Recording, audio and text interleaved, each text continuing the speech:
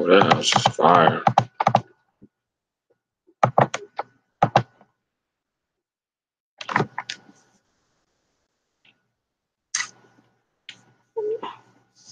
Dallas Cowboys. Dallas Cowboys. Man, what is going on, man? What is up?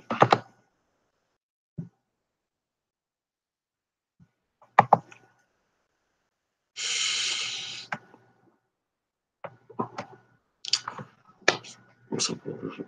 80+ snaps. 10 for Tavon. Chris from New York. What's up, brother? What was the purpose of getting Tavon? Why did they even if you're not gonna use Tavon, why did you even get him? Justin, my man, what's up? I always stop by. What's going on, man? I don't even know, Chris. I don't know, bro. Why would you even waste? You got Tavon, and we didn't. Everybody was puzzled. Even the guys that do these the shows after the game, Brian Broaddus and David Hillman, they was puzzled. Why you didn't use Tavon more?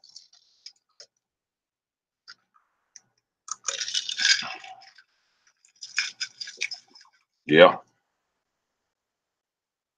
your guess better than mine, Chris. Appreciate you for coming by, bro. I don't know why I didn't use Tavon. Yeah, I rewatched it too. 80 snap to the tight end. Same old offense. Same old goddamn offense, Chris. Same old damn offense. Yeah, I rewatched it too, Justin. They didn't even use Tavon. All that shit we saw in training camp. We didn't see none of it. Lanahan gets so scared when the lights are on. He gets so scared when the lights are on. He worried about making mistakes and does all the wrong shit. Hey, my Cowboys fiance, what's up?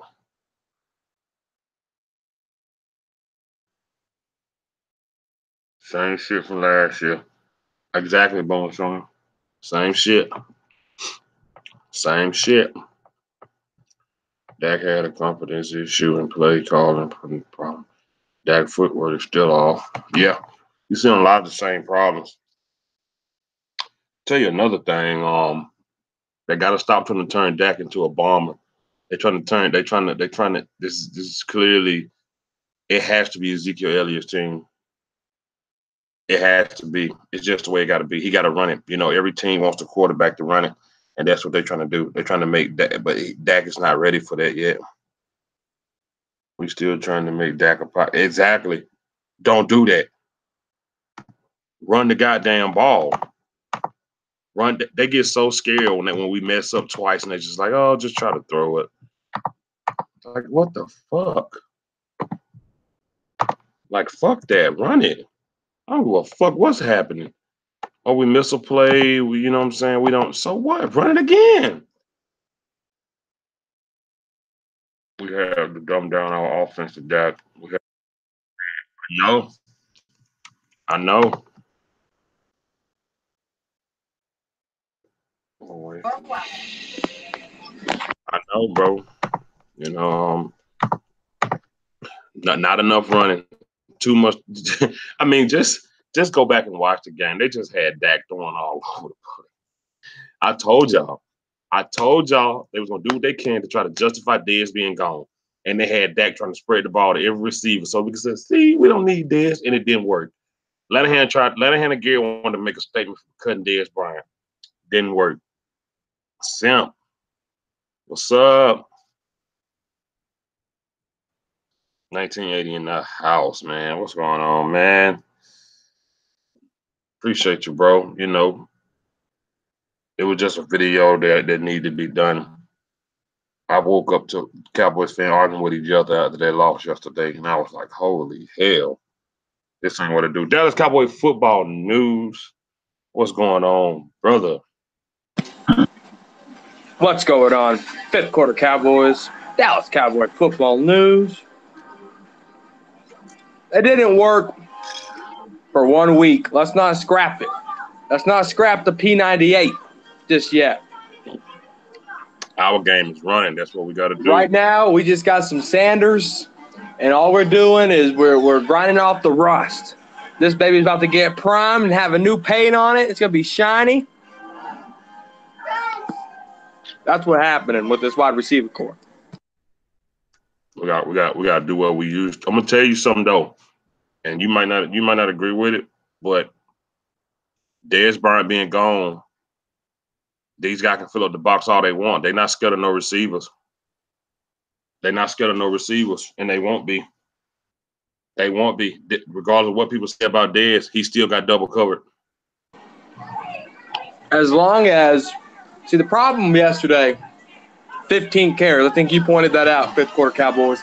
15 carries for the number one running back in the National Football League.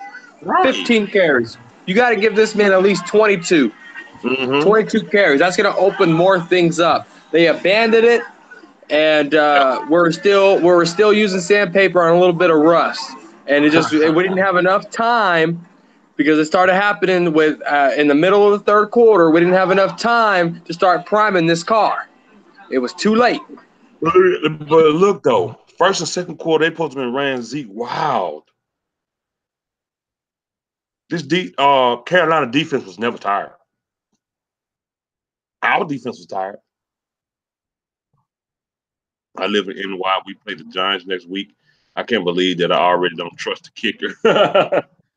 Hey, Chris. You want to hear a fun fact? You want to hear? I guess it ain't fun, but you want to hear a fact? Dan Bailey's first ever kick was in the National Football League was a miss. Well, that would be cool if it was Brett Maher's first kick, but it's not. In the National Football League, it was. Not Brett Maher. No, it wasn't. And in a regular season game, career-wise, that was his first kick ever. No, but I'm saying he played in the CFL. And that's not the NFL. No, but still, it wasn't his first kick with a professional team. It's still professional. It's just not professional in America. It's still professional. So that was his first kick. And he barely met him. And he even hit the little flag that was blowing. It was just right there. Half of the guys up there in Canada. Hey, let me ask you this.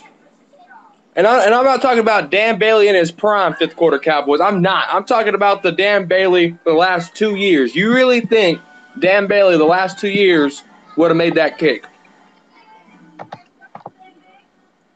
I don't even know where you're going with this because a while back you defended Dan Bailey, so I don't know where you're going. No, I'm just saying. Do you think Dan Bailey? It's just a simple question. Do you think Dan Bailey, the last 2 years, Dan Bailey, not primetime Dan Bailey, the last 2 years, Dan Bailey, you think he would have made that 47-yarder? Yep. No, he wouldn't. He was 75% last year. Why are you defending him last time then?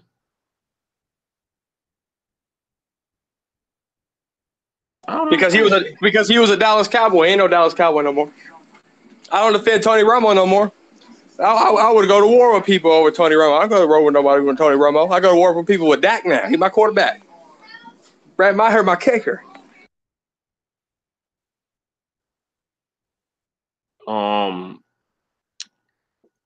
So yeah. People keep saying, oh, I'm not worried. I'm not this and that. Y'all, for the millionth time, the critiques were about last night. I'm not talking about next week. I'm not talking about, you know what I'm saying, the week after that. The critiques were for last night. We talked about how they played last night. Dak might go throw 3 touchdowns next week. We talking about last night. Last night. Don't put up a false premise out there that we saying this how the Cowboys gonna be the whole season. We talking about last night. And last night was yesterday was just disgusting. I'm not worried about Maher. How do you pronounce his name? Kick the ball 40 yards. And it's on top of the goalpost 2 inches from being good. If it was way off, I'd be worried.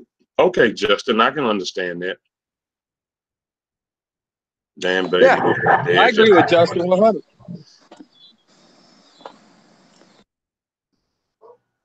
Yeah, football. I mean, 1980, right? It was hard to watch. It was. You know, that 47-yarder, it wasn't really that bad off, y'all. They don't make them all. It wasn't that bad off. It was, you know. You want to hear another crazy fact, DJ? What you got, brother? Blake Jarwin got more snaps than Tavon Austin yesterday. Why did Blake Jarwin get more snaps than Tavon Austin? What are the Cowboys doing? What happened was this is Scott Linehan panics too easily, bro. That's why Zeke only got 15 carries. Go look at Scott Linehan's resume as an OC with the Cowboys. Green Bay, Denver, now granted, okay, it's 16-0. All right, you got to start passing some way. But these guys were passing before they even had 16 points. Tavon Austin was, I guarantee you, he's like, I don't even know why they even traded for me. Right. Because Tavon Austin had that play, 11 yards, he picked up the first down, he's out of the damn game. Out of the damn game. And Blake Jarwin had more snaps than Tavon Austin. Do you guys think the Cowboys can bounce back from this, guys? Absolutely. That was 1980. I think you know what I'm tired of hearing though? I'm tired of hearing I gotta watch the film and get better. What you are yesterday, you are today. Like, just don't do dumb shit. Just don't do dumb shit. You're in your 3rd year, man. Don't do dumb shit. You know what I'm saying? Gary had the nerve to say he saw some good from our receiving corps yesterday. There was some good though. Jason Gary would be fired. If Allen Hurns doesn't get on that block, Zeke doesn't get into the end zone. Allen Hurns blocked his ass off to make sure Zeke got in that end zone. There were some good things from the wide receivers. Allen Hurns did. Like it's like DeMarcus Lawrence said, sacks don't matter if you lose the game. Fuck that block. Why he didn't get open more? Why he didn't get open more? That's not a stat. That's an effort. That's a play. Trying to get your playmaker into the end zone. If he don't make that block, Zeke ain't getting in. That's not a stat. Once again, 16-8. I don't give a damn. I'm talking about why he didn't do his job more as a receiver. He should have got open more. A lot of those guys should have got open more. A lot of times when Dak wasn't throwing them the ball, it's because they weren't creating enough separation. They weren't creating enough separation. We're talking about a team that was in the playoffs last year. People underestimated, and I might just be one of them. Hell, I am one of them. I underestimated these Carolina Panthers. They were a playoff team, and we got our asses whooped. It's the NFL. It happens. But guess what? Like you said, 5th quarter Cowboys, we took one on the chin. We're going to dust ourselves off. We're going to put on our freaking uniforms on Sunday Night Football, and we're going to show out. That wide receiver core, they really need to do way more work. Why didn't they let Ross Smith get a couple? When Ross Smith did get a snap, he got a little run, and it was the first good running back run that we saw. His first snap was better than what Zeke had did previous to that. So Ross Smith got 1 carry, and that's my problem. Like you said, Tavon, he got a first down out the game. Blake Jarwin, our tight end got more snaps than one of the fastest guys on our goddamn team. I'm trying to hold back. So much to say, but going live later after you guys. I hear you, bro. Why didn't it, you know what I'm saying? Julius Smith lose to the Giants at home this Sunday night. You'll hear fire Garrett Chance. Shit, we've been saying that for years. Let me ask you this, 5th quarter Cowboys. Let me ask you a question here. The Dallas Cowboys got their 8 points on a no-huddle offense. And I was screaming, run a no-huddle offense in the middle of the second quarter. I was like, run no huddle, run no huddle, run no huddle. Yeah. Why weren't they running no huddle? It worked, but they kept letting that defense breathe. Once you get Luke Kuechly tired and all that stuff, man, the guys weren't getting tired over there. You know why they were getting? We kept huddling up, getting behind the chains, penalties. You gotta go no huddle. It worked. That's how we got 8 points. Chris killing. Pardon me. Hey, you never answered my question. What? About the no huddle deal. How do you feel about that? Oh, sometimes it benefits, but you can't do it all the time. You got to do it in those moments when you need it like that right there, or when the defense, and then to your point, the fact that you saw the defense wasn't tired, maybe they should have did a no huddle 2-3 times, but was our team conditioned enough to do it, being the fact that Dak hadn't played, Zeke hadn't played, Tyron hadn't played? Were they even conditioned enough to do a no huddle a lot? I don't even think so. They did it in the fourth quarter at the end of the damn game. I don't see why they couldn't do it earlier. But what I'm asking you, were they conditioned enough to do it enough to get the defense tired earlier in the game? Our guys were tired. Tyron Smith holding, blocking in the bag. How you get a blocking in the bag? Those type of calls come on punt return and kickoff. Like, what are you doing? Lyle Collins over there being the same old Lyle Collins. Connor Williams got to go eat some turkey and chicken and get on the weights. Oh, my God. All have to carry blame, players, coaches, office, but most issues you're talking about are foundationally coaches' part. Yeah. Yep, you're right, my Cowboys family. But, yeah, to answer your question, football news, I'm not sure our team would have been conditioned enough to do it more than the time than they did it. Because I don't think any football news, 1980 always says it. All that practice and shit don't mean nothing. And credit you, bro. When you said play Zeke in the preseason, everybody told you was crazy. They told you no. They said, why would we do that? You said you got to play the guys. And you stood firm on it. And you were right. You were right. 1980 said it early. You know, we always talk. 1980 said it early in the game.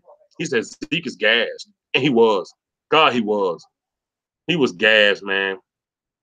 He was tired. DeMarcus Lawrence was over there in front of the fan. I know it was hot up there, but he was over there heating like he ran a damn 3-mile goddamn marathon. It was just bad. Penalties and, like my Cowboys family say, penalties and the execution of the player, but the coaches have allowed it, and it's allowed in the games. Yeah, you know, I don't know, man. I just, it was so much crazy shit going on yesterday in that game. So much crazy shit. And I just was pissed to wake up and seeing Cowboy fans arguing with each other about who, like, I was like, oh my God. Like, this shit gotta stop. Why the fuck are we arguing with each other when we need to be making videos together and going crazy on Lanahan and Garrett? That's what we need to be doing. I heard Lanahan didn't even answer no damn questions. They said Lanahan got the fuck up out of there real quick. I was like, oh my God, man. That shit blew my mind. That shit blew my mind, y'all. I promise y'all. Yo, we got the Rams versus Oakland tonight. It's going down. We got 2 games on Monday night. When we started doing that. But let me ask you this, bro. Let me ask you this. How long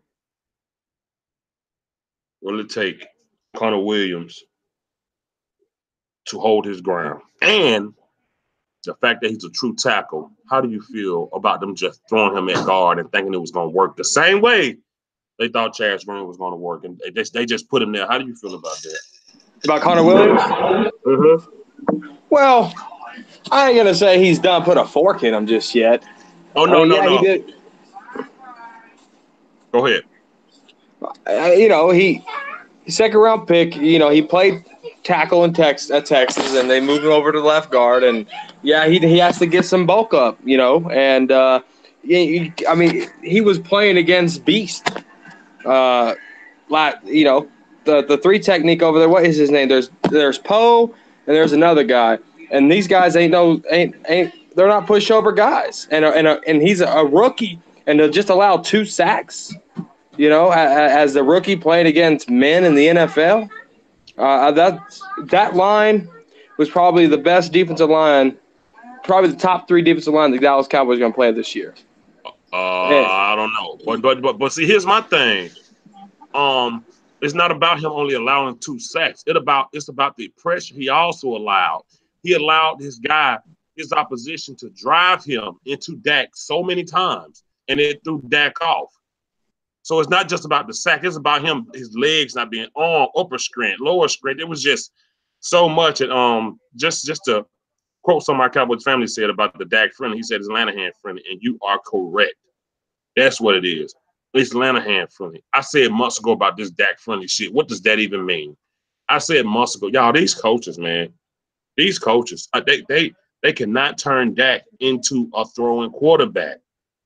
Dak in 2016, he managed those games very well because we had Zeke trucking, and we didn't stop Zeke trucking. If Zeke got 1 to 2 yards, we tried again and tried again and tried again. Last year, we stepped away from that. This year, we already stepping away from it. You're starting multi-millionaire running back. Got 15 carries. Got 15 carries. That's not enough. That's not enough. If he develops properly and coach right, he'll be okay. Yeah, he will. But I'm assuming Coney Williams not a guard, move him to tackle, and move Collins back to guard. That'll be so lovely. That'll be so lovely. I think he will get better in time. See, here's my thing with that, y'all. Here's my thing with that. Like, I guess I'm just impatient. I don't want to. Give us time. Give us time. Man, how many games we got to lose for them to get it right? How many games we gonna have to lose for y'all to stop saying, "Oh, Connor Williams will be okay. He'll be." So and so will be okay. Man, teams that we playing are okay right now. When are we gonna be okay? My Cowboys family, how you doing, man? Appreciate you coming in. What's up? Oh, not much, man. Just final recap. That's all. Yeah, no, I wanted to actually. I was gonna say this for later, but I don't have the actual numbers in front of me right now. But Dak Prescott had, we talk about Looney. You guys were. That's why I'm really coming in now, because Looney and Williams, even though they didn't have the best games, they didn't have horrible games. And what I'm going to say about is that Dak had over the average a number of seconds for a quarterback to pass the ball, get it out of his hands, by about half a second. I'll give you the numbers later on MCF, but I mean, he should have. His issue isn't that he's not like. He's putting his head down a lot. He loses to see who's open. And I saw some other things too with him, some other plays where it's his indecisiveness that's causing the issues here. His inability to see the future of where the receiver's going to go and try to find the hole. You know what I'm saying? Like they'll find the way he's going to throw that and read it. There's a situation going on with him that's deeper than just Dak, he's not evolving. I said this in the whole offseason. I'm like, he has to evolve. If not, we're going to have I'm not saying, look, it's one game, so he still can evolve this season. But I'm just saying that, if he does not, as I said in the offseason, we'll be looking for a quarterback next year. I mean, this is not a guessing game, as we should be looking for a different offensive coordinator. Last year, we should have been looking for a different one. This offseason, we should have been looking for a different, head coach next year if we needed to. I mean, if Jerry Jones is going to hold on to the carrot, but Lanahan is really the one that's dictating things here with Dak and with the offense, and it's keeping Tavon off the field after talking all that shit, and just a lot of issues out there. Now I don't know. I just have a lot of information from today after really seeing it and getting some info. It just gets really upsetting. You can do nothing else but just move on and move forward, And by the way, I loved your video, bro. Great video. The last one you just put out, man. Much needed for Cowboys Nation. Yeah, thank you, man. Appreciate you coming on, bro. I will be watching y'all scream later. But yeah, and that's a good point right there, And see that's what I like. I don't try to place blame on. I never place blame on one person. But the fact that Dak had that much time to get – and did anybody see Jeff Swain was open in the end zone? Like, soon as he broke the damn he was open. That he had a slant. He was open. in the end zone. And that's the indecisiveness of Dak. That's that hesitation and that non-committal to the throw almost that we've seen the last 2 years and this year, in a consistent basis. He's been consistently inconsistent. And so, that adds to it. Sometimes he'll make that throw and it'll look great. And then he'll make the throw like that yesterday and miss him completely. Yeah. And see, my thing was, and that throw to Dalton Schultz and Blake Jarwin, whichever one it was. I know, I still got to blame Dak for that. He's wide open. Why you can't put it in his chest? Why you can't put it right between his numbers? Like, even though, some people say Blake Jarwin could have came up and called Dalton Schultz, whichever one it was, the tight end could have came up and got it. At the same time, Dak, you hit him in the chest. Hit him in the chest. I agree with you on that. I thought that's the one you were talking about. That's the one I thought you, because I was going to refer to that one as no, that's not the one I was talking about. I'm talking about when Jeff Swain was open in the end zone. Oh, shit, I missed that. If I find it, I'll tag you in it. All right, yes, I want to see it because I saw the other one where Blake Jarwin. It was Blake Jarwin going deep, and he didn't come back. But it was also I think it was partially the indecisive. A lot of it. And after hearing what was said today, I mean, Scott Linehan basically, number one, look, we can say what we want about Dak. I want Dak to succeed, you know it, but I'm going to criticize him when he has an extra half second to full second than most quarterbacks do to throw the ball. He can't get the ball out. He takes the sacks. You know what I'm saying? It means that the line is doing a good job. There's no excuse there. And so you got to put it on Dak when it's on Dak. But also, the offensive coordinator is not doing things to get the receivers open. He's not letting Dak. Like Dallas Cowboy Football News said, when we saw Dak do the best was that he was running out there doing his own thing, away from the Linehan style. He was quick huddling, getting it out there, reading it on the fly. That's what I want to see. We see that. We can go down the field. I'm gonna say it's going every time. I know it was some prevent there, but what I'm trying to say is that we could have seen a better team out there in the passing game if we had seen that kind of offensive team run by Dak Prescott, not by Scott Linehan. And the robotic Linehan, Dak Prescott is what you see most of the time on the field, and that's why you see these low-scoring games since we lost Tyron Smith and Zeke last year. Man. Oh my God! It's just so much. It's just so much happened last night, and I don't care. You just can't help. You just can't help to. And you got a lot of Gary guys that like stop blaming Gary for so much, but sometimes, man, you just can't help it, man. I'm sorry, like you just can't help it. You just can't help but to blame them because it's so much that goes on, like the lack of snaps from Tavon, Rico Gathers not being dressed, not running Ezekiel Elliott enough, poor plays, jet sweeps, as I always see, jet sweeps. We saw so many. God Almighty! Every time I see a jet sweep, I can't help but think of Lucky Whitehead. We saw so much of that. Well, the difference was in this ball game. It was Cam Newton's rushing yards. That was the difference in this ball game. Dak Prescott had chances early in the game to just take off running and slide, and he did not do it. That right there, if the quarterback gets 60 yards, they had 147 rushing yards. I mean, you look at this. If you look at Cam Newton's stats, you look at Dak Prescott's stats, they're exactly the same. Even the season, even from the season last year, they're exactly the same. Except Cam Newton threw 3 more interceptions than Dak Prescott did. The problem was the Cam Newton getting 60 yards rushing. If he didn't get those and we forced those 3 and outs, it would be a different ball game. Well, that's really at the bottom. But the thing is, he did. But all right, take that out. That's what won them that ball game. And kudos to the Panthers. Cam Newton got those 60 yards, and that really changed everything of the football game. See, that's what that's just what it is. I think that's where I think the execution on defense is where it hurt us more than the coaching. Because the execution, you can see where Jalen Smith broke down that play where he ran up the middle. You can see where Sean Lee got broken down on one of the outside runs by Cam Newton. When Cam Newton ran the other way, Jeff Heath got, what I'm saying? They all got fooled once or twice. and it amounted for those 60 yards of Cam Newton, which were third downs and big second downs. And so, yeah, you're right. But that's execution on the play. I put that on the players more than anything. They didn't. I don't know what the fuck Sean Lee was studying, but he didn't study the Carolina Panthers and how to tackle. So I'm trying to say is that he needed to be. He knew he was on his game. We're gonna read some quotes from him later, but I'm just saying I do think this defense will fix those problems, and that's why execution. I have less issue with the defense. I have more issue with foundational coaching on the offense. That scares the living shit out of me. They went out, and here's the problem. And y'all know me, my feelings with Tavon Austin. What's up, Dallas Cowboy fan 1980? Y'all know my issue here.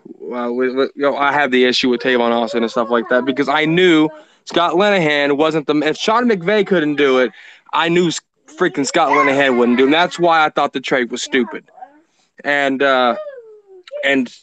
they gotta use him. Blake Jarwin had more snaps than Tavon Austin. Ridiculous. Like, you can't do that. You traded for the guy. You invested in him. Go out there and use him. Is that Dak's fault, guys? That's the coaches. It's the coaching fault. Right. It's the packages they had that thought would work.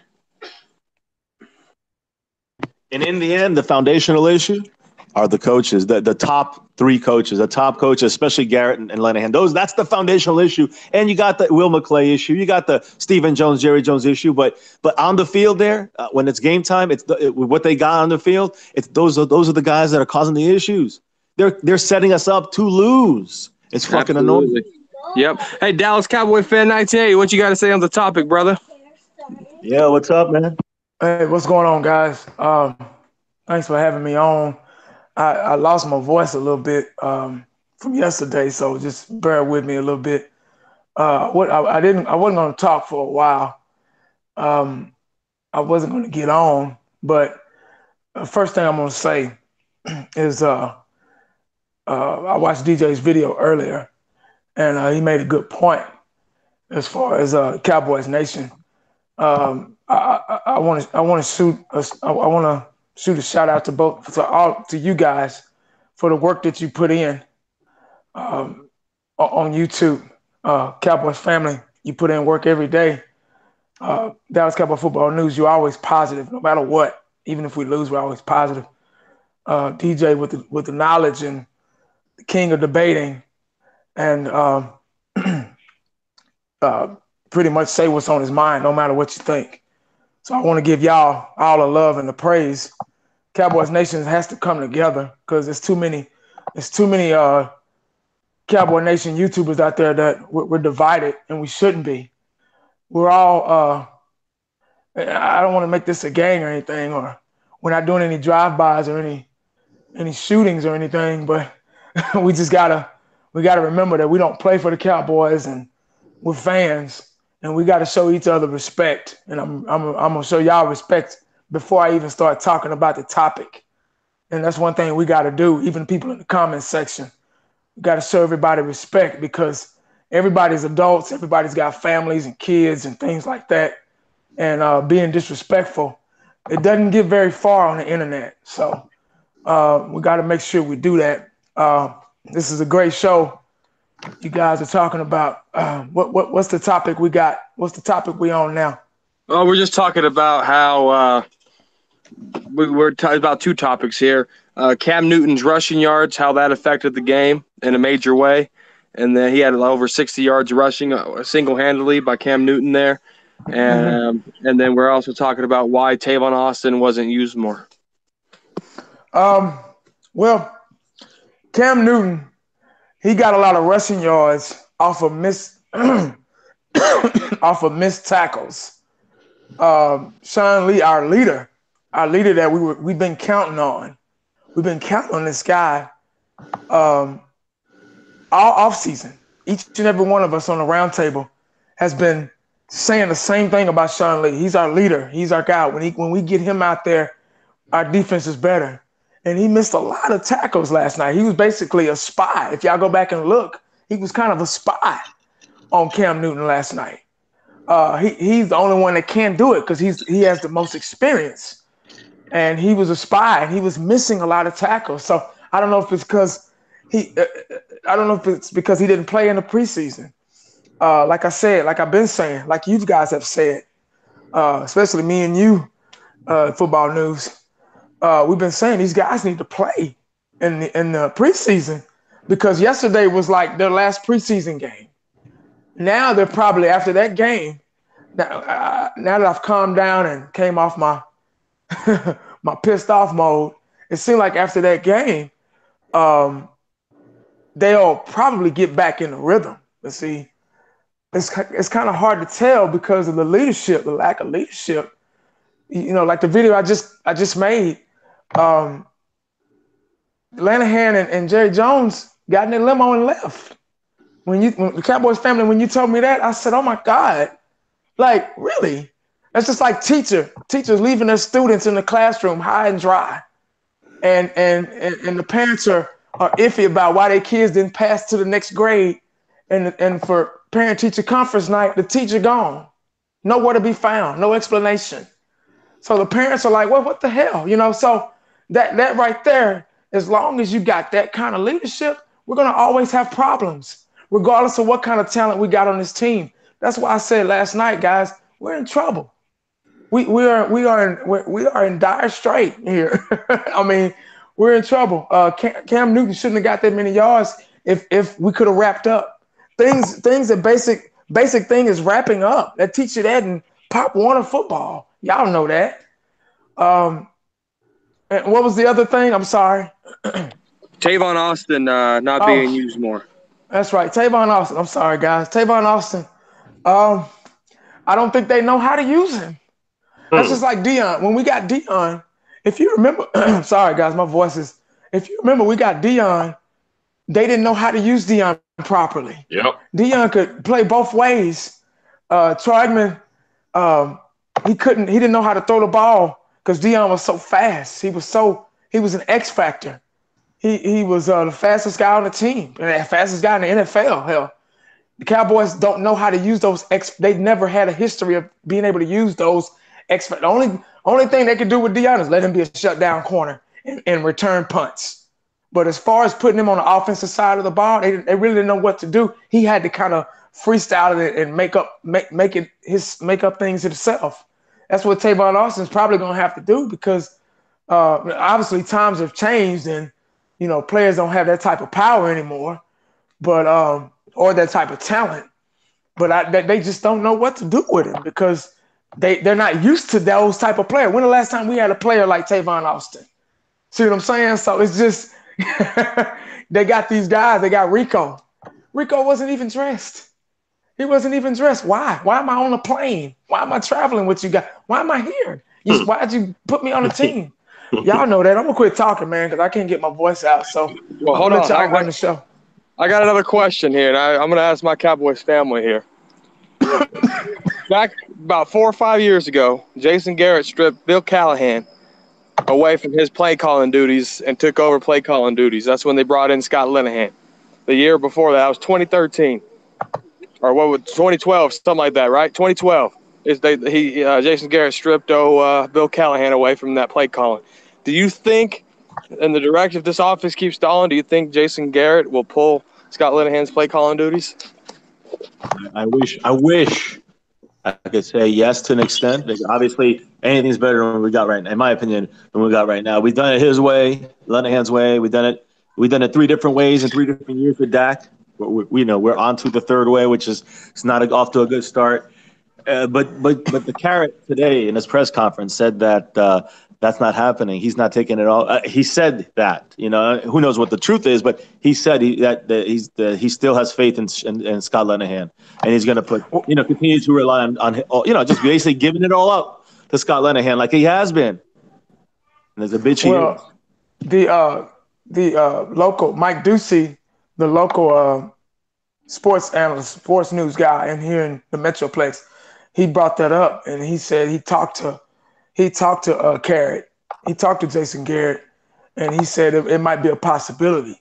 They're going to ask him that. I think they're going to ask him that tonight at 9:00 on the news. They're going to ask him about taking over back the play calling from what's calling. I wouldn't be surprised. I don't know. I just got this feeling. I may be wrong. Hell, I've been wrong. So I've been wrong about the Cowboys. It seemed like all off season. So I probably shouldn't even say this, but they were talking about the last time Jerry Jones fired some offensive coordinator during the season. I think was Wade Phillips. Am I correct? I think Wade Phillips was defense, but he was the head coach. Yeah, he was defensive coordinator. Well, a coordinator. Period. Was Wade Phillips. I think it was kind of in the middle towards the end of the season. So we'll see. I don't know. Don't hold me to under that. He took over for Wade Phillips, right? Because he was like the assistant. Garrett. I think so. But he was don't hold me to that. Don't hold me to that. That's what they were talking about. I think he was the assistant head coach or something crazy. Assistant offensive coordinator. I don't know. But either way, I mean, I agree. I mean, I just think that I wish. I almost say just let him take over the play calling duties. Although I don't know how much better that would be. But even if he did it himself, but from what he said, what Jason Garrett said himself at the press conference this afternoon was that he has complete faith in Scott Linehan and he's going to continue to be play calling the rest of the season. That's what he said. Now, what happens? I don't know. What I hope anybody but him does it. My Cowboys family, why did we not see Jordan Lewis on any defensive snaps? Ask Chris Richard that one. I don't know. That's a good question. So he didn't have one defensive snap. I mean, Anthony Brown didn't look bad. So I mean, the defense didn't look bad. But again, I don't know what the rotation situation was. Maybe, I mean, I don't know. I mean, I don't know. They seemed to cover. I mean, coverage was pretty good. What did you guys say for the most part? Yeah. They probably didn't see defense as a problem. Which defense wasn't a problem? We all agree on that. I think defense was okay. Obviously, like Space Cowboy brought up yesterday, you really couldn't tell how the secondary. And I think when you get punched in the mouth off guard, it takes you a little bit to like, oh shit, that motherfucker hit me. Like the Dallas Cowboys got punched in the mouth so hard and off guard, they couldn't really think straight. They were trying to. It got them off. It got them off pattern, and our coaching staff is so weak. They're easily to get off pattern, so easy to get off track. So I think they didn't have time to think because they were trying to figure one thing out at a time, and they just can't multi. Let me ask you, 1980 now, being knowing about defensive backs and all that. I mean, and then we talked about Barry Church's comment after he went to Jacksonville about the rotating the defensive backs, how it throws you out of your your game, like kind of your feel in the game and learning the game, as the game keeps going. I mean, I'm hoping that's maybe the reason why Richard is keeping them in and maybe not doing as much rotation with the starters, but also, maybe you guys got to remember too. I said this, I think at the round table, but we ran a lot more base 4-3 with Damian Wilson, the linebacker. Mm-hmm. We didn't run the extra corner. So when we ran the extra corner, it was Anthony Brown. Yeah, not that often. Yeah, it was Anthony Brown. Yep. And so we never really ran dime. We never really ran it when we ran the next corner. That's why you didn't see Jordan Lewis. I guess that'd be the best answer for you there, DJ. Well, we didn't need to because of their setup. They didn't run a lot of trips. They didn't run a lot of. They mainly go to Olsen. And that's what we needed. Yeah. That's what we needed, more linebacker kind of situation. But yeah, I mean, he went out and we still couldn't get them. Like I said, they run an old school power I. And they don't use trips that much. They don't have it. They really don't have it. So they didn't have it to use. Now that the game is over, like I say, I never talk crap about a team until the game is over or while we're playing them. But I will say this after what I saw that first game. This is after what I saw. Carolina, they beat us. They did. Even they beat us. But they really just weren't that good. If you really look at that game, go back and look at that game, they were making just as many mistakes as we were. They had just as many flags as us. They just capitalized off of them. We really beat ourselves. Every time we would get up the field, we couldn't get past the 50 because there's a holding call on Tyron Smith. There's a holding call on Lyle Collins. There's a block in the back. It was just we were just beating ourselves. And that's lack of playing with each other in the preseason. I had a guy on my video in the comment section said preseason don't matter. I was like, really? That's why you practice Preseason is practice. That's all it is. It's practice against other teams. You need that practice. Now, when you've won Super Bowls, you got Super Bowl rings like Michael Irvin them did back in the day. They didn't have to practice they didn't have to play in preseason games all the time. They did, but they didn't have to. You get what I'm saying? Zeke should have played. These guys need to play. You have something to prove until you become a winner. You can't win. You can't become a winner without winning. You have to win first, then that's when you become a winner. See, Cowboys got this philosophy of saving players like they've done something. We haven't done shit in 23 years. Why is this guy on the bench? I don't give a damn if he is our best player. Get his ass out there, get him ready, get his legs ready. This is what he came to the NFL to do, is run the ball, not sit on the bench like he's a superstar. He ain't a superstar yet. Zeke ain't a superstar yet. Dak ain't a superstar yet. These guys ain't superstars yet. They're not. So until then, until we start winning and being consecutively in the playoffs, and we still got to master that. We still got to get in the playoffs every year. There are teams that get in the playoffs every year. You get what I'm saying? So until we do that, then all that superstar shit comes into play. Oh, okay, we won some Super Bowls. Now we can rest our guys and we'll be fine. Just like the whole first game of the season mess. It's just the first game. Yeah, you can say that when your team knows how to bounce back. We haven't bounced back in 23 years. So the first game to us counts. We needed that win. We needed it. Mm-hmm. Exactly. It falls back to when everybody kept saying, "Oh, don't worry about it. It's the preseason." The preseason loss carried over into the regular season loss. So now we got that too. So that's 4 or 5 losses or however many in a row. This all boils down to the Cowboys got to get better overall. Lanahan, his play calling, I knew it wasn't going to change. It's like Shango said, man, it don't matter who you put in there or where you put them. As long as you got them 2 guys still controlling on what's, you got one job. Run the damn ball. I don't give a damn which side you got. Joe Looney didn't really do very, very bad. Even when he pulled on the play and had to get a block on the outside for Zeke, he did. Him and Zach Martin pulled and got a good block. A good block, enough to hold up. Damn it, we just might have to do more than that. We just might have to do more of that. Just run it. Get them tired. Man, get Luke Kuechly running side to side. Keep them running. Like, I'm telling y'all, I told y'all before the season started, they were going to try to do something ridiculous and try to justify the Dez trade. The Dez cut. I've been said it. And that's what they did. They tried to throw it crazy, thought Allen Hurns, Michael Gallup, and all these guys was going to be flashy.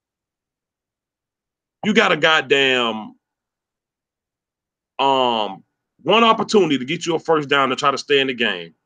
And your ideal receiver is Deontay Thompson. Once again, if Deontay Thompson, Allen Hurns were good as everybody say they were, they'd have still had jobs with their other teams. It's true. If the Jaguars thought that Allen Hurns would work the money he wanted, he'd have still been there. Deontay Thompson had been on 6 teams. And that's the guy that you want to go to when you really needed a big play. Nothing against those guys. I'm just talking about the play calling, like who we like. I'm just saying, y'all. If they can't coach like this whole season. They can't coach like this. Dak is not a pocket. He's just not that type of quarterback. Not saying that he won't be later in his career. He's just not that right now. 2016, he did not have to be that because that O-line was healthy and we ran the hell out of Zeke. And yes, I'm going to say it. Dez Bryant was double covered a lot. So they really didn't have time to load up the box. And even when they did, we made them pay for it on the outside. That threat not there no more. That threat not there. They wasn't worried about no damn receivers yesterday. They wasn't worried about Allen Hurns. Are you kidding me? They weren't worried about Michael Gallup, who I think is going to be a star, but they weren't worried about him in game 1. In game 1? For real? Is that what you want about 88? Yesterday, he'd have gave Carolina some trouble. Shit, yeah.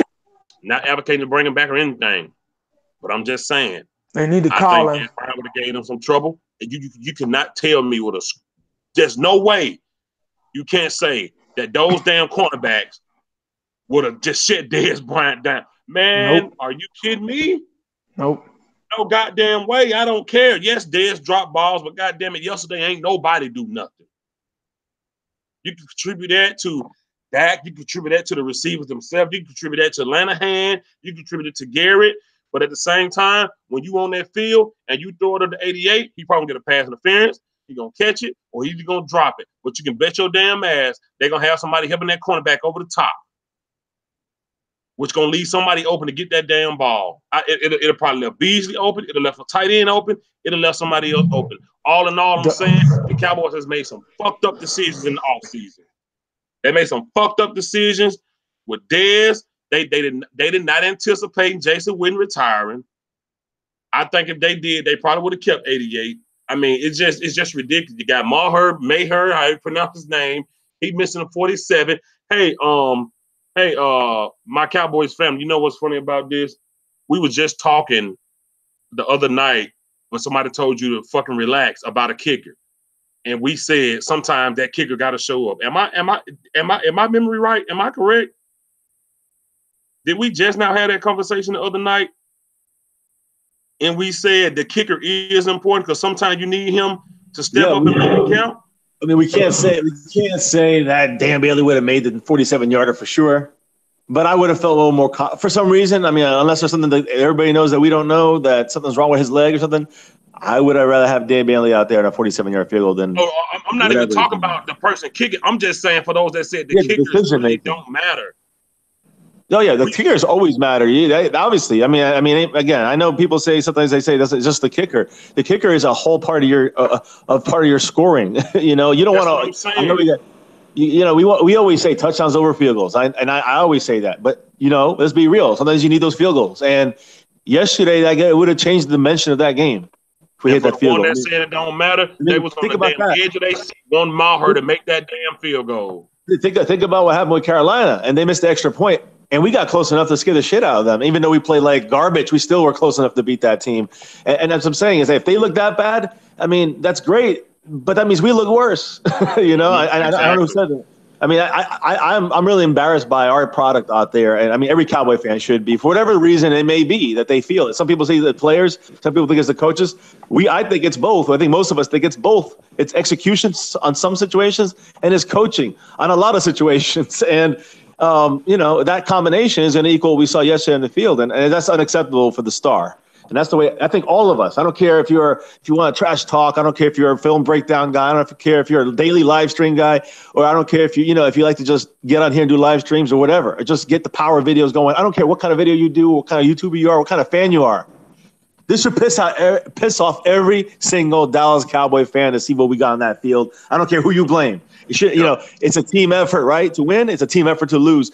And this is front office as well. This is coaching as well. Don't be, for those that think it's not coaching, do not be ignorant. Coaching has a lot to do with this, and that's a fact. So, and in the end, we all want to win number 6, but we got to first win number 1, game 1. We got to win one game first. There you go. That's what I'm talking about, man. And see, that's the thing. That's the thing I'm talking about. Like, I don't understand how people just, when people be like, "Oh, we'll be okay." I think they be fooling themselves. They be trying to hype themselves to believe that. They act like it's wrong for us to get on here and talk about what we saw and what and what y'all. Kayvon ain't no better than Jeff Heath.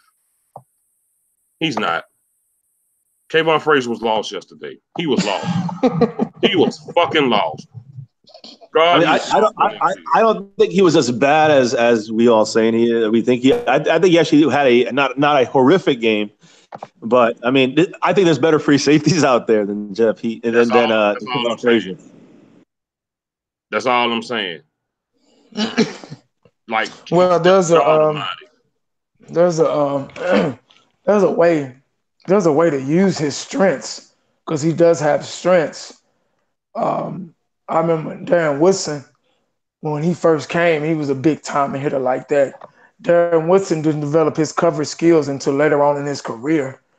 Darren Woodson used to have trouble covering, but he could hit your head. He could hit your lights out. That's why he used to play up on the line a lot. We used to play, a lot of 4-3 up, man up, 4-6 back in the day. And Darren Woodson was up on the line like a linebacker because he could read. He started being able to read. But at first, when we got him, he was just like Wilcox. He was a big hitter, and that was it.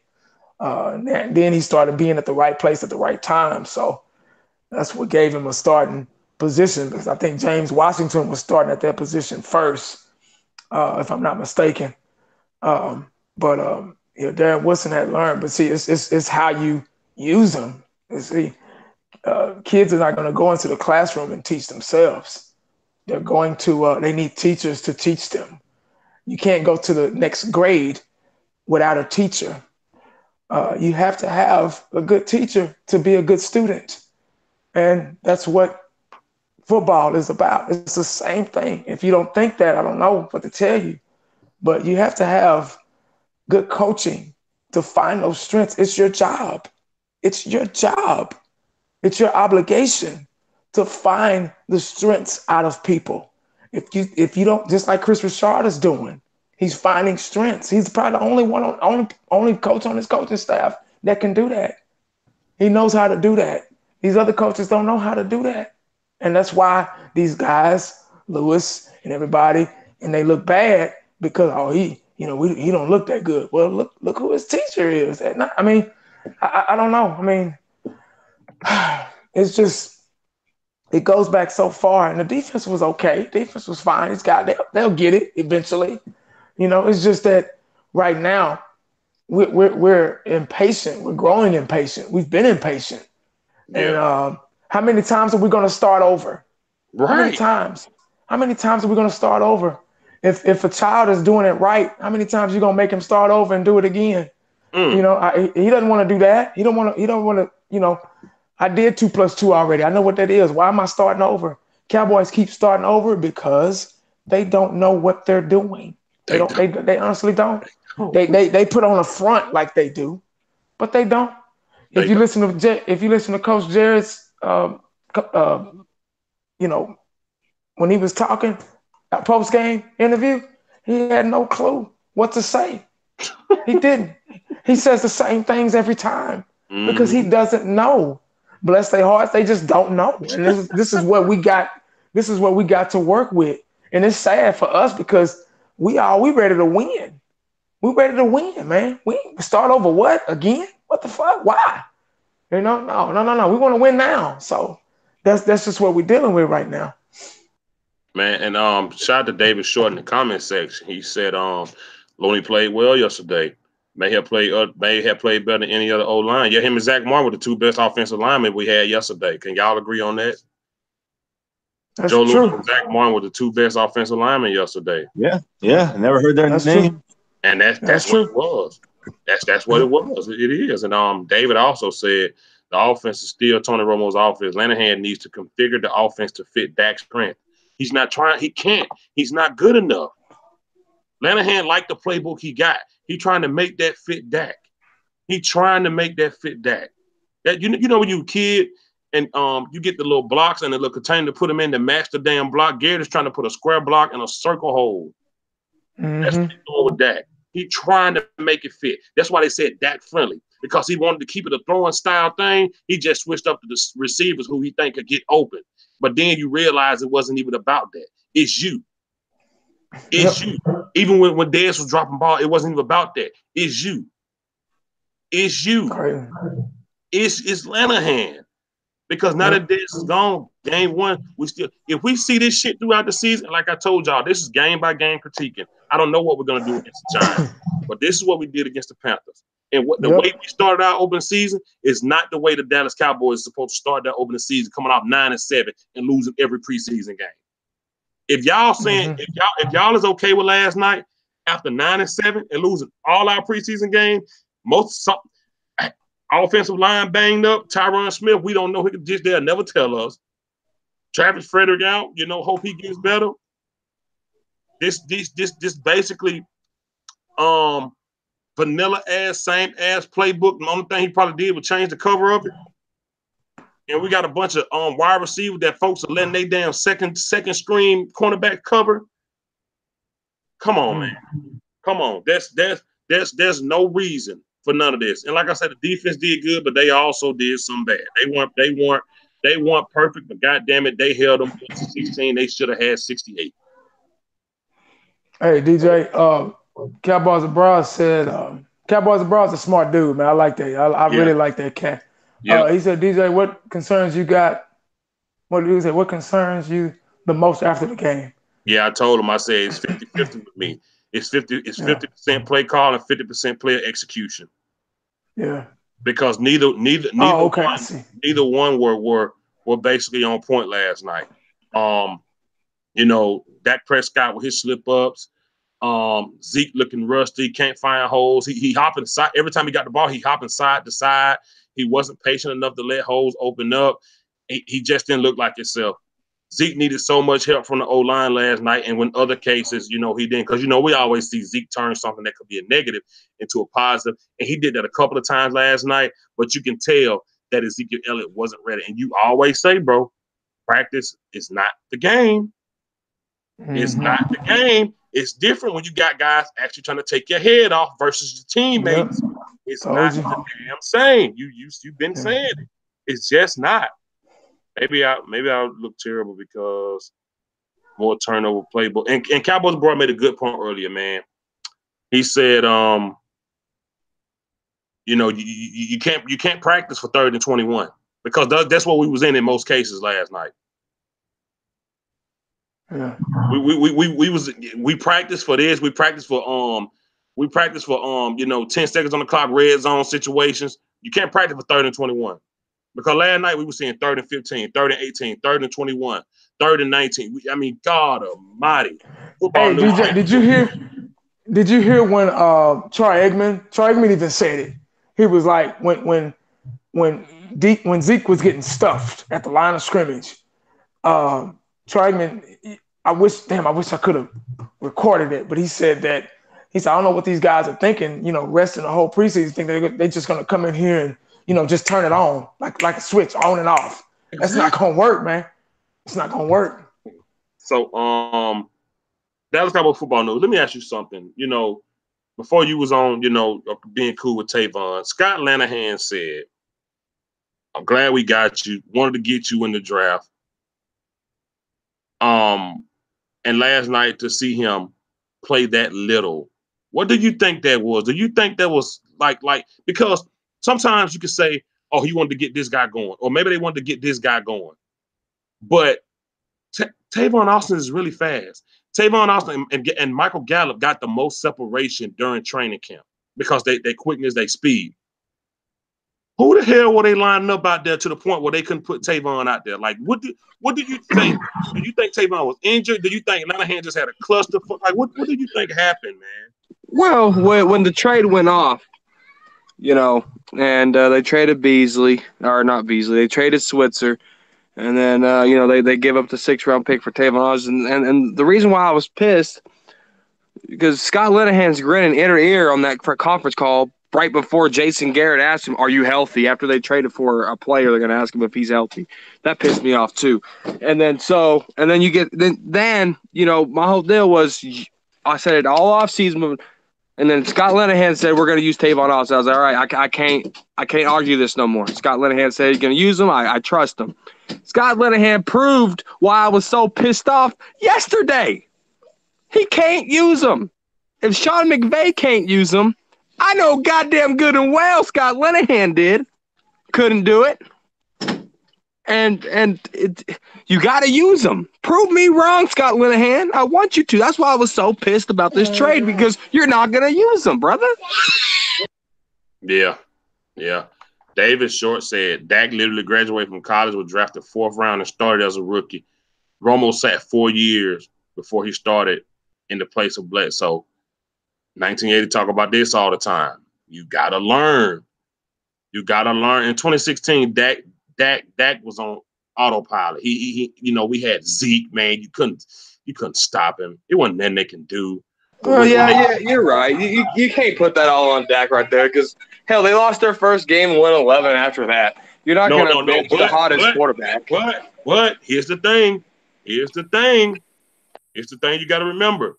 If Romo didn't get hurt, Dak would have still been on the bench or probably not even on the team. There you go. If I say what if or but if, I get my ass chewed out. But no. I'll go ahead and let you say it. No, that's different from saying it. If a guy didn't do this in a game or a guy didn't do that in the game, I'm saying if Romo. But you just said in a game. If Romo didn't get hurt in the game. No, bro. I'm saying if Romo didn't get injured in 2016, Dak, you missing my point. I'm not trying to shit on Dak. What I'm saying is the fourth round would be justified because he wouldn't have been a rookie starter. That's what I'm saying. And what I'm saying is he would have had time to learn behind Romo. But Romo's body was done. And once they got Dak and Dak went 13-3, they weren't going to get another quarterback in 2017 because they thought Dak was going to come back. But see, what they didn't realize in 2016, Dak didn't have to throw as much as he did because Zeke was a freight train. But then we fucked around and lost Zeke for 6 games, and Dak had to use his arm, which he never had time to develop because in 2016, we just handed the ball off a lot. And in this offseason, only time he had to train was with an open field with the receivers and nobody trying to stop him. So in a certain sense, even as of today, Dak Prescott still hasn't developed his arm as a quarterback because he hasn't had time yet. He's literally learning on the job. Well, I don't. Before Zeke got suspended, but before Zeke got suspended for 6 games, Dak Prescott and company was averaging 30 points a game. A running back just doesn't score 30 points. Dak Prescott had a part of that too. Let me ask you this. Being the fact that you were one of the guys that said Dez was trash, who was going to how they was averaging 30 points? Was it about receivers or Zeke? It was about a combination of things. Play action. That's what you got to set up. That's Dak's strengths. Who just said? My Cowboys family just said this about Chris Richard playing to strengths, and Scott Linehan doesn't. That's the coach's problem.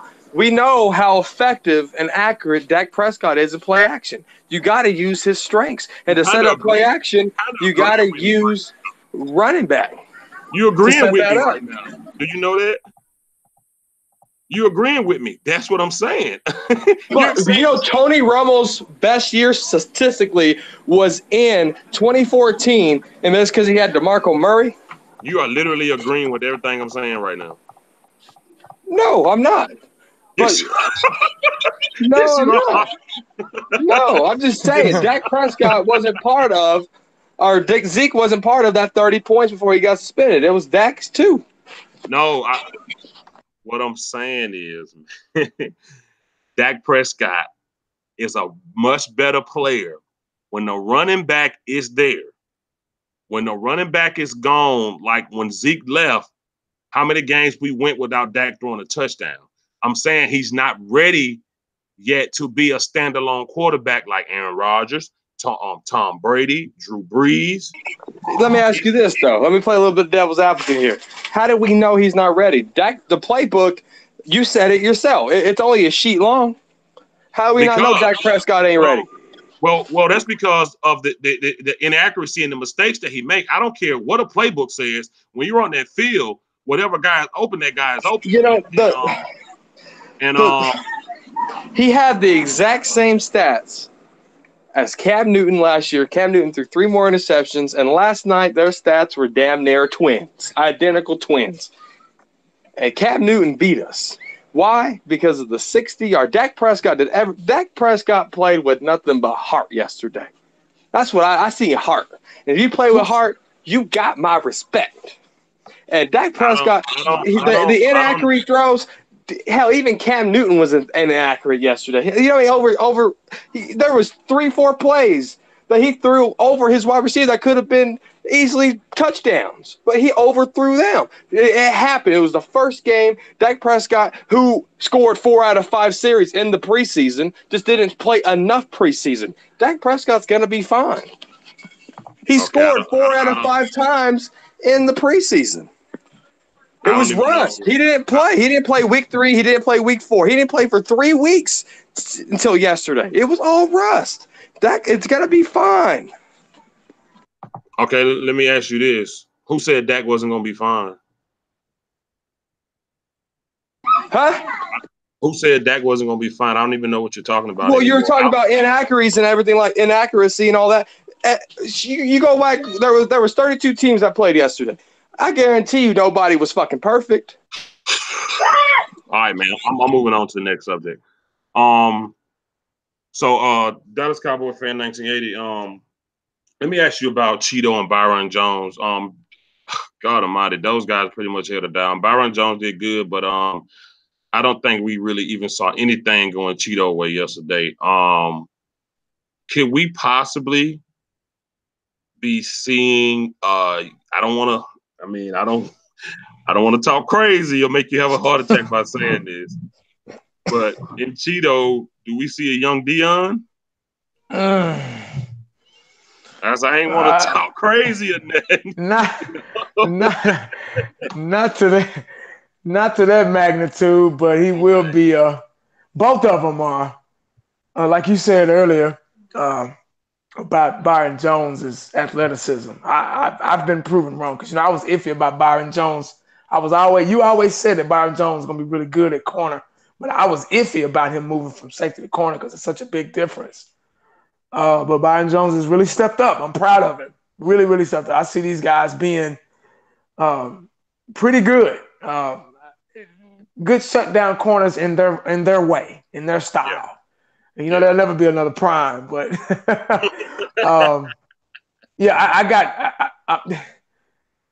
I'm not worried about them. Right. That's for a long time. I haven't said that for a long time about cornerbacks for the Dallas Cowboys since Dion and Kevin Smith back in the day. I haven't said that in a while, but I can say that they will be good. They're gonna be some good shutdown corners, man. It's still early. Hopefully they can stay. The key is staying healthy. That's the key. Staying healthy, not messing up the rotation. Okay. I think they'll be okay. I hate to say that, but I think they'll be fine. The defense, if the defense keeps it up, only thing I saw wrong with the defense yesterday is my biggest thing was a lot of missed tackles. Yeah, just missed tackles. You know how many stops we would have had. We'd have had Cam and that long run. Long run Cam Newton had, that 20-something yard run he had. If Sean Lee and them would have wrapped up, could have got him in the backfield. It was so many tackles we missed in the backfield alone. That and that they got yardage off of us. It just and maybe that's rust. I'm going to be in denial. I'm going to say that's rust. Yeah. So I'm going to say rust. I'm going to say that game was rust. Now it's our first game. Yeah, I was going to say something just to kind of attach to that is that I'm going to agree with you because rust or whatever it may be, it was a bad game. The thing is that they were there. And again, don't get me wrong. This is not Xavier Woods, rookie. This is not from last year. This is not some second year guy. I'm talking about Sean Lee was there, Tank was there. They missed tackles. Yeah. But imagine when they make those tackles on a consistent basis. These are veterans. They're going to rebound. So what what I'm saying? I'm trying to look at it in the positive way. Right. There you go. They were there. They were there. That's what I was trying to do this whole show, and everybody shot me down. Who shot you? Especially you, DJ Crown J. I've been saying Russ this whole time, and no one's been agreeing with me. And then the legend 1980 says I'm gonna call it Russ, and my Cowboys family hops in. DJ starts agreeing. What kind of shit is this? Well, you heard what I said with Russ, though, right? You heard the reasoning I said about Russ, though. I hope you heard. Football news literally be making up stuff. Nobody disagreed with him with Russ. Nobody. I never did. I know what he's saying, but I mean, I think it's partially Russ, but I don't think it's Russ in the fact that the preseason and all that stuff. I disagree with. I guess I disagree with most of you guys on that. Although I do think it did make a difference with Zeke on that blocking and certain things. It made a difference across the board. But that's one form of rust. I think it was also just the fact that like Sean Lee. I mean, this these are veteran guys. Whatever the reason is, I don't even care. These guys are gonna throughout the consistent year. I don't know if it's going to be rust playing off of them or if it's just. I just can't believe rust would make you miss tackles. I guess it could. But I mean, but even with all that, my point is that they were mentally there. I see what So you're that's saying. why. Well, hold That's on, why. time out. Well, Do you think I'm trying to say that it's not coaching on that side. That's execution of the players, and that will was it improve because it's was veteran it players, Rust and it will or improve. was it Sean Lee overthinking the new helmet rule? Because that's why I think Sean Lee No, got so many no, damn no, concussions because he no. goes with his He helmet. slipped off a couple No, I times. He agree. slipped off. I agree with my Cowboys family on this because if I got my arms wrapped around you, that ain't got nothing to do with rust or a football rule. I just can't hold on. Because Sean Lee he got his hand around people, slipped away. He missed McCaffrey. McCaffrey went the other way. But like you say, I don't think it was, Well, the rust. Sean Lee never really been a fast guy. well, DJ, I get your point. I get your point. I ain't trying to debate with you because I know I'll lose. But if you count that Sean Lee didn't play at all in the preseason, at all, even in that blue and white game, he didn't play. He hasn't been practicing. So can you count You're that right. as being? I mean, if your body's not used to doing something, and then you all of a sudden, boom, like Jordan said, Yeah. turn on the switch. You all of a sudden start. Then you're gonna forget. You're like, oh shit, let me.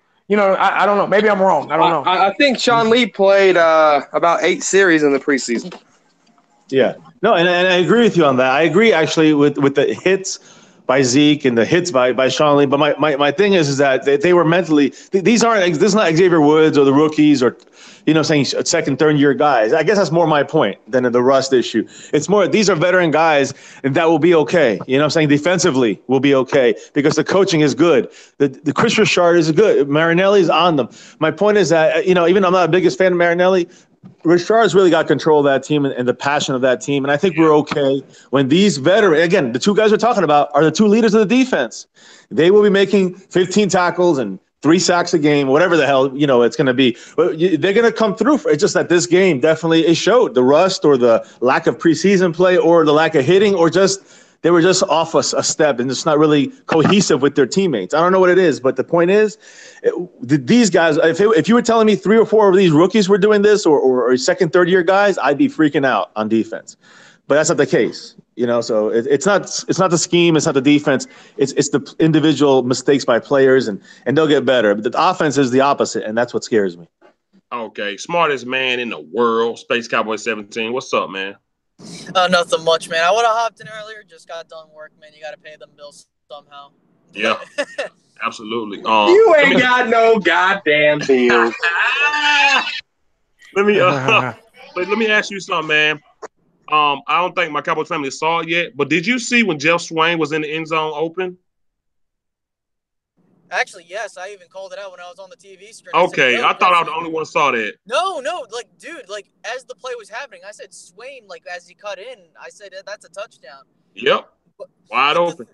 But what I noticed, was there another question you were gonna ask me, or no? Go ahead and talk, bro. No, as I guess I'll just say my whole thoughts. I guess right here, it's a day after, right? You kind of had a chance. We have a chance to actually now look at the game and kind of relax and look at it objectively. No, look, I think you guys were talking about rust. Yeah, it definitely was. When you have your quarterback not play more than 5 minutes or more than a significant amount of time, it's going to show. When your star running back hasn't played, it's going to show. When your receivers, this, that, and the third, I could go on. But the fact is that on Sunday, it was a close, they pretty much kicked their ass, you could say that. But when you actually look at it, it wasn't as bad as I thought it was when you kind of think about it. I mean, it was 16 points. And the fact that the defense did that, considering how much time they were on the field, is outstanding. And that's true. That's really true.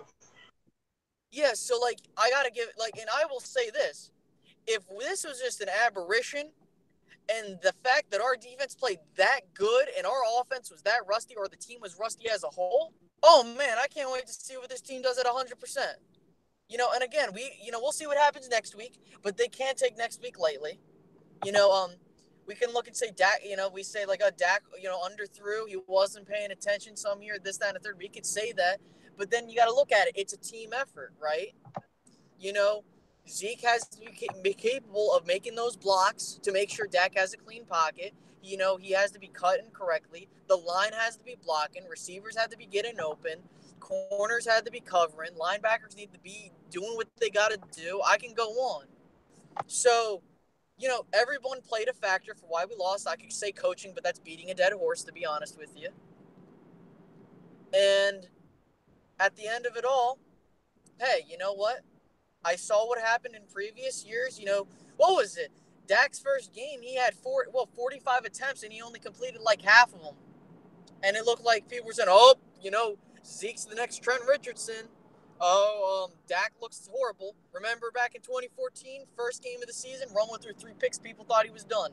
That's why I say, listen, the first game of the season isn't the whole story of the whole season, right?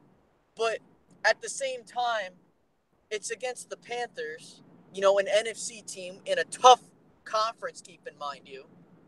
So, I hope that if the Cowboys can manage to regroup, especially with a huge game on Sunday night against those Giants, they can, regroup, showcase, hey, you know what? First week was something that you shouldn't expect to be a constant thing, and prove us wrong. That's what I hope that they do. I don't care what anyone says. It's a must-win next week. I don't give a crap who it's against. And that's all I got to say on that. Yeah, and, with the whole wide open thing, yeah, I saw that happen from a mile away. So, yeah, that's all I got to say on that, unless you have any more questions for me.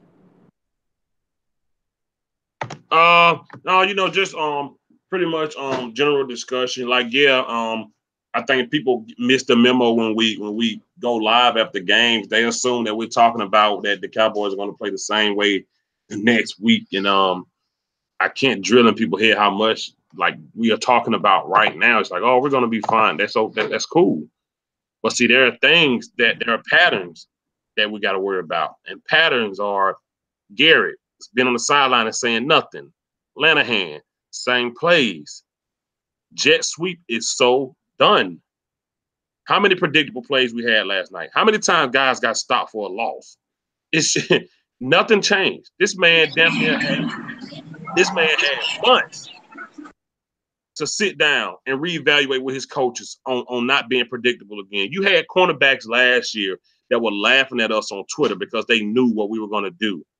It wasn't that Dez was that bad and couldn't get a lot of separation. Yeah, he couldn't, but they knew when to bite and when not to bite. Same routes, same route trees. It's terrible. We gotta switch it up. They think because we got different guys but the same plays, it was gonna be different. I feel bad for these guys, man. I feel bad for them. Credit my Cowboys family. He didn't overlook Carolina's defense, and he wasn't gonna get over 100 yards. Right, too many damn cute play. It's so sick. You pretty much knew when a jet sweep was coming. We knew it. And the RPO thing, like I'm so I saw somebody on Twitter said, damn, they just scored a damn touchdown with a high school play. I know 1980 brought it up. I didn't even pay attention to it. But some guy on Twitter said they just scored on us with a high school play. It was a lot of mess ups. I have no doubt Sean Lee is gonna be a beast. Jalen gonna be a beast. Tank gonna be a beast. Byron and Cheeto, like 1980 said, we're not worried about them. I'm not worried about them guys. But when you're a veteran, you just can't consistently mess up. Sean Lee, 4 tackles as a veteran, we got to stop that. But once again, the defense to hold them to 18 points, 16 points, tied as they were, I take my hat off to that defense, man. Because the defense is the only thing that kept the Dallas Cowboys from getting blown out, and they were dog tired. Yeah, DJ, if you don't mind, I just want to interject real quick. Go ahead, bro. Listen, I know, at the end of the day, we're all fans, right?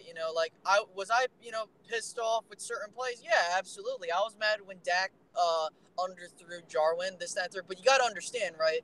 When DJ points out what happens with Dak, or if I point out something that happened with the offensive line, that's for that game. It's what we saw on the football field. It's not that we hate them. We just want them to do their job right, And that's what I get irritated about is like, and then I see people like, misinterpreting that, or they bash, or they like legit hate, and they don't want to see improvement, if that makes any sense, right? Yeah. And like, listen, we know that next week we should see a better product. That's what we're expecting, right? Right. And if we don't, guess what? Like DJ mentioned, if there's a pattern that shows, don't believe me, we're gonna get on that. Yep. I don't care what anyone tells me, because listen, at the end of it all, we're all Cowboys fans. We want this team to go 16-0. We want them to go 19-0, win the Super Bowl every single week. And see, But they the fact think. is we're gonna call a spade a spade. We're gonna call a spade a spade. If look, like from what I saw, offensive line didn't do their job and forced Dak to do things, and Dak made throws that he shouldn't have made. I'm just saying how it was. People might say, well, there's this, and this. Guys, it's what we see. Like, we have to make a judgment on what we see. And is it going to be perfect? No. But I don't like it when people want to misinterpret what we're saying. It's like, what are we supposed to say? It's what we saw as fans. We're not experts. You know what I mean? So I just wanted to say that real quick. Yeah, I'm glad you brought that up, because if I can talk, I lost my damn. I'm glad you brought that up, because when we do get upset, this is how little-minded some of the fan base can be. This is how small-minded they can be. When we get upset and we point things out, they take that as we're giving up. Oh, you're giving up on your team. Like, no, I'm not giving up on my team. I'm pissed off at what they did. You think I'd be on here talking, wasting my time and money if I gave up on the Cowboys along? I mean, like, they think that's giving up. You get what I'm saying? They think when we get mad or when we get upset and we vent and we rant about the Cowboys, about what they should be doing, what we think, how we feel at that moment, for that game, for that night, they think, oh, you're giving up on your team. No, bro, I'm not a fucking robot. We got our asses kicked last night. Yep. I know the score. It was the way we lost. The score was close. It wasn't that far apart. I know that. But it was the way we lost. It was the way we lost. We got stopped. We got stuffed. Our defense had to win that game. I mean, had to keep us in the game, like you just said. So yep. I think they misconstrue our emotions and passion. They turn it around on us because they can't do it. So they get mad. You can hear us. We got pages. We all have pages. We've all worked hard on our pages, on our separate independent channels. And I think they get upset because they don't have that and they can't. So when we do it, it's wrong. But I guarantee you they were probably screaming at the TV just as loud as us. You get what I'm saying? So, it baffles me. I'm glad he brought that up, because in that video you made, DJ, Cowboy Nation, dog, we need to come together. It's not hood against hood. We're not doing drive-bys. We're not throwing up gang signs. Right. We don't play for the Cowboys. This is just anything that comes out of our mouth isn't law. It isn't in the Bible. It's what we feel. It's how we feel at that moment. At that moment. Oh, you selling out on your team? Come on, man. I'm not selling on my team. I'm just pissed off at what I just seen. Last time I checked, when I looked at my driver's license, I was a grown-ass man. And if I wanted to get mad at an interception, or if I want to get mad at a sack, if I want to get mad at an overthrown ball or an underthrown ball, I think I can do that. You get what I'm saying? Because I pay my own damn bills. Who are you to tell me what not to get mad at? That's how little-minded our fan base is, bro. They are that small-minded. Big time. We are the children. We are the ones who make a better day, so let's start giving. Hey, my Cowboys fam, I know you probably pretty much, saving all the big news for your scream later, but you ain't really gotta give much detail, but the Randy Gregory situation, like, is there something or is there nothing? What do you think there's something there or not? I don't mean to be saying like I'm holding back info. I just don't have the information before with the stats of the time frame for Dak. But so I just I don't have it on me right now. But yeah, the Randy Gregory stuff, I don't know, man. I would just be guessing. It's just kind of a weird situation. It just sounds like the Cowboys are out of the mix. It sounds like the NFL and Randy Gregory know more what's going on. I don't know. I don't know if it's anything. I don't think it's anything, but who knows? At this point, I'm just waiting to see what happens. Okay. Yeah, that's what's up. So one other thing that really kind of bothered me, LVE. How many snaps did he get, y'all? I mean, our first rounder. Somebody help me. Our first round linebacker. Every other first round linebacker I saw on TV yesterday, them that played the whole game, y'all, because that's what you get a first rounder for. But anyways, how many snaps did LVE play? Do anybody know? Can y'all guess off the head? How much was he in the game? Well, I could probably tell you about maybe 15 snaps. Probably not that. But again, he got hurt. Played a little bit of he played one preseason game. You don't want to overload, especially on soft tissue injuries. You got to ease them in. See, the thing is context. And context is what I go by. And Tuesday, LVE said he was back. He was 100% healthy. So I only go by that. That's what I go by. He said he was healthy. Well, yeah, he's healthy, but hell, Zeke's a prime example of not playing in a preseason game. We just talked about him being gassed. 15 plays, LVE, soft tissue injuries. I think the Cowboys actually handled something right, and that was LVE. Well, see, this is why I said what I said. What, March? When I said don't get a linebacker first round because we're going to have another taco situation? This is why I said that. And like 1980 said earlier, y'all, I'm tired of waiting. Y'all like... Well, yeah, but we had discussions on this on previous roundtables, and I can't remember who all agreed, but there was a handful that agreed that LVE is probably going to be on the bench learning. We got Damian Wilson, Sean Lee, Jalen Smith. The list goes on. Joe Thomas. So he was we had this discussion on roundtables, and a handful agreed that maybe he won't get a lot of playing time. Well, see, that's the thing about me. I'm consistent with everything I say, and I still stand on what I said back in March before the draft. Don't get a safety. I mean, a linebacker first round.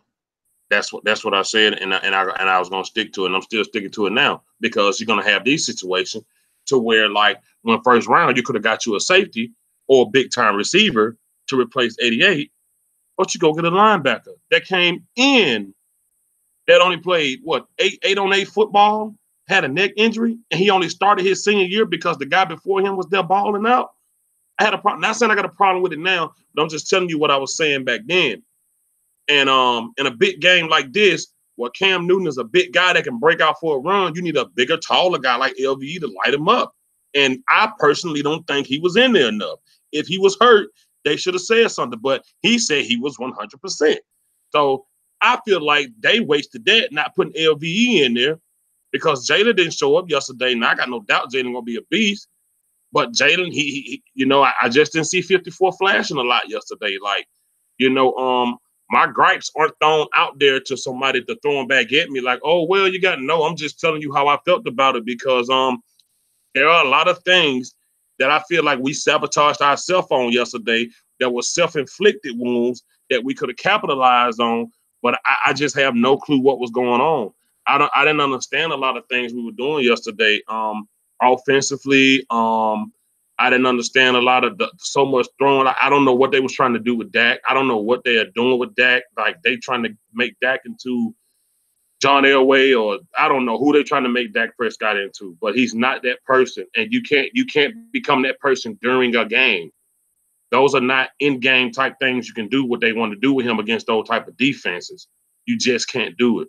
You can't do it. When Dak Prescott had Romo in his ear, he was doing his thing because Romo was telling him, like, hey, you know what I'm saying? Like, it's just a lot of things that I feel like were self-inflicted wounds yesterday. The defense, God Almighty, for what they did yesterday, man, they held up, man. And the tight end thing is one thing that puzzles me. Like the Tavon thing, the 15 carries, like it's so much on offense. It was so many self-inflicted wounds. I don't care what you say. You put Rico in the red zone against that defense yesterday, against those DBs, you got a touchdown. You put Rico in the game when we needed a first down, you got a first down. 6'6", 6'8". I don't care. He's like 280, man. You're not gonna take that ball from him. I just don't get it.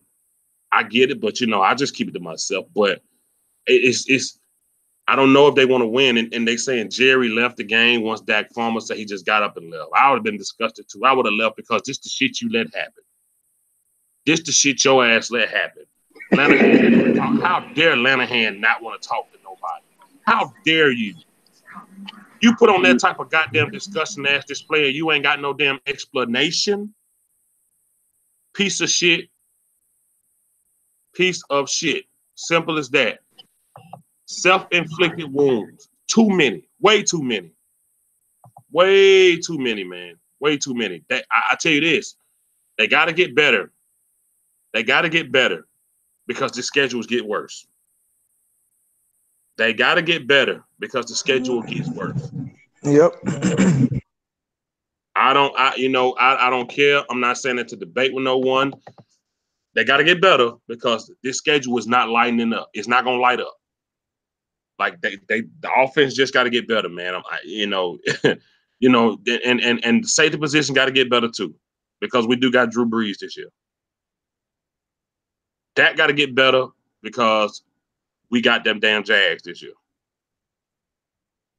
I hope they took this as a learning curve, and really, really, really gonna understand what the hell they did wrong. Because if it get worse than this, y'all ain't even seen the worst of me yet. I promise you that. I promise you that. Like any true football fan, not just Cowboy fan, football fan knows, like 1980 said, you got to set the tone in your first game. Not only as a player, I'm not blaming them, as a coach, as a whole organization. Cam Newton, they set the tone at home. They're coming in practice tomorrow, confident, ready to roll. They want to keep it going. You got to set the tone in the first game. Football News, you talk about confidence. You said they put Chaz Greens in there. They told him you got this because they wanted to build up his confidence. That's what you told me when I said, why the hell would they tell him he's going to do good? You said it's a confidence thing. You said if they build up his confidence, he'll go in there and play. Well, he didn't execute. Cam Newton, they built up their confidence. They won a game, and now it's even through the roof more. I hope the Cowboys come out with the Giants next weekend home and destroy them. They got to. They got to. Zeke should run wild. Yeah, they got a couple good guys on defense. They got some good cornerbacks. I can't lie. I'm not worried about their O-line. I think we should really, put some pound on their O-line and the little Saquon Barkley kid. I'm not really much worried about that. I'm not really much. You know what? Anthony Brown always gets a pick off Anthony Brown and Jeff Heath always gets a pick off that boy, Eli Manning. So I hope that continues, man. But consistent, good plays. This is why we always talk about what the players got to do. That the players got to really go out there and play, because these coaches ain't shit. These coaches aren't shit. I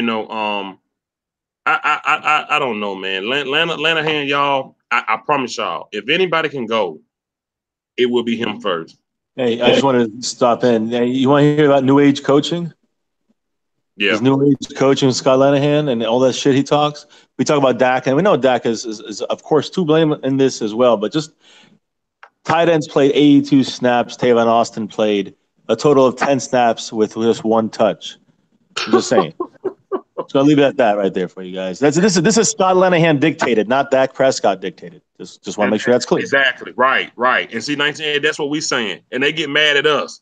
Like you tell them, take your ass down into Dallas and get mad at them. Because your offense coordinator just played tight ends for 82 snaps. And one of the fastest guys on his team that he traded for 10 snaps, one touch. Yep. Get mad at them. They get mad at us. They get mad at us because they can get away with it. They think they can get away with it. And we're not the ones out there making the mistakes. We didn't lose yesterday. They did. Exactly. You get what I'm saying? All these other, video makers and stuff that's outside the loop, They get mad at us. Us. We're not. I didn't put a helmet on. I didn't put any cleats on. I went to my trucking job yesterday. Today. I didn't. I wasn't in the film room. I wasn't in the war room. I don't play for them, but they got mad at us. I mean, they make those mistakes. Those are those elementary mistakes, and we take the punishment for it. I guess because we all have successful channels, and we have a voice. We have a strong voice out there, and we're good at what we do. And I think that's probably has more to do with it than anything. So they can't wait to try to come in and make us look bad real quick. You don't know what you're talking about. I know. And just like you said on your video, DJ, how you gonna argue about me about a loss? It's crazy. How you gonna argue with me about a damn loss? You gonna tell me better. You gonna tell me how you gonna explain our loss better. A loss. A loss. That's how small-minded a lot of these Cowboy Nation video makers are. They don't have anything else to do. They sit up and think of ways to be like, no, you missed it when so-and-so dropped the ball. We lost like this. Motherfucker, we lost, dog. We lost that damn game. We got our asses kicked. This is bottom line, man. Kick, man. Bottom line. Bottom line. Don't get mad at us. We didn't play. Now, if I was a video maker and I just got off the plane and I just played for the Cowboys too, and I was the one that dropped or missed the last minute kick, and I jumped on the live stream with y'all and said, "Hey man, I'm sorry." Then yeah, I can see you being pissed off at me because I played for the Cowboys. I'm the kicker. I missed the damn last kick that we needed to win, of course. But we don't even play, and it's just. It blows my mind, man. The thinking, the logic, not only of the Cowboys, it's us. I mean, it's the Cowboy Nation too. It's just like, come on, guys. I mean, now we got New York coming up. Like you said, we got New York coming up, and we better blow them out the water. We ain't got no choice, really. Now, just because New York lost last week, don't, like I said in my video, don't mean they're going to lose against us. Don't mean they're going to lay down for us. You going to call them, what, they going to call them trash? Oh, they trash. We'll beat them. Shit, they'll come around. They'll come up in this bitch and beat us too. You just never know, man. Look at the leadership we got. How can you be confident with what you saw yesterday? How can you, we'll be fine. Everybody say, we'll be fine. Really? How do you know? How do you know that? You said the same thing. We tried to say that shit. We'll be all right. Zeke could get 90 yards and 2 touchdowns. And I even said Dak will run one in himself. And which I think he did, didn't he? Yeah, he did. Well, no, that was the 2-point conversion. My bad. Yeah. I even said Dak will throw a touchdown pass and he'll run a touchdown in himself. I said that. I was dumb enough to say some shit like that. But I didn't know. I don't know. And I still don't know. I don't know what's going to happen next week. You know what I'm saying? So you can't put your whole life savings into this team. I mean, you could be a fan, a diehard fan. Nothing wrong with that. But don't put your damn bloodline. Don't put an IV in your arm talking about, oh, man, I'm giving blood to the Dallas Cowboys, man, because come on, dog. Really? it don't. Come on, man. But I don't know, man. It's weird. It's really weird. Right, man. I've been running this thing for about 2 hours. I just want to do my thing how we normally do on Sundays, but we did it today, man. I appreciate everybody for coming. Football news, my Cowboys family, 1980, man. Thank y'all for coming on, bro. What time y'all going live, bro? Probably like 5-10 minutes. Okay. I'm gonna go ahead and end this thing. Appreciate y'all guys for coming on, man. Thank y'all. Thank you, man. No problem, man. All right, y'all.